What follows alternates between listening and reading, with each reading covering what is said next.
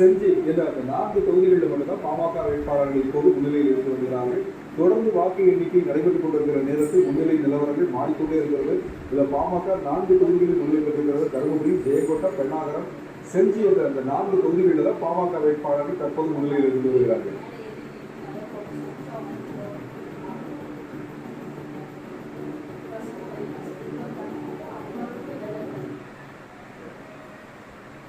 Possibilities like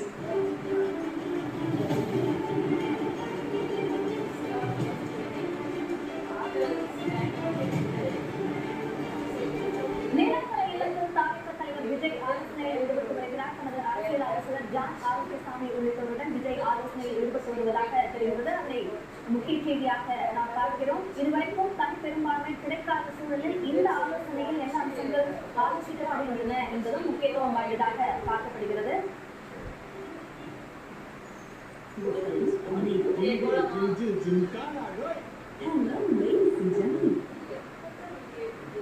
OS Maniyan வெற்றி உறுதியாக இருக்கிறது. மொத்தமாக என்ன படம்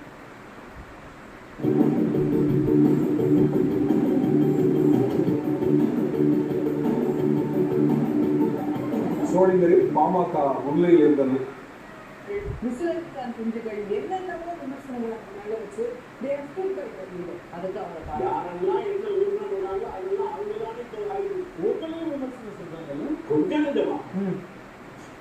சாதாரண இல்லைங்க. இவர் சொல்ல கூச்சமா இருந்தாலும் சொல்ல இவர்களை விமர்சனம் பண்ணாலே பழக்கமா பண்ண. ஏன்னா இந்த கட்சியில இருக்க துறைமுறைகளுக்கு அவங்க கட்சியை தெரிஞ்சது எனக்கு அதிகம் தெரியும். சாரியுடைய மூத்த அண்ணையை கூட ஹைஸ்கூல்ல படிச்சாரு. ஆமா, நாங்க ஒரு நண்பர்கள். இதெல்லாம் தெரியாம இவங்க என்னன்னாக்க அவங்கள உடனே எவ்வளவு கீழே வரைக்கும் விமர்சனம் பண்ணா அடங்கிடுவாங்கன்னு நினைக்கிறதா அவங்களுடைய தொடர்ந்து அந்த அணுகுமுறையா இருந்துச்சு. அதுக்கு நான் விதிவிலக்கு இப்ப புரிஞ்சுட்டாங்க.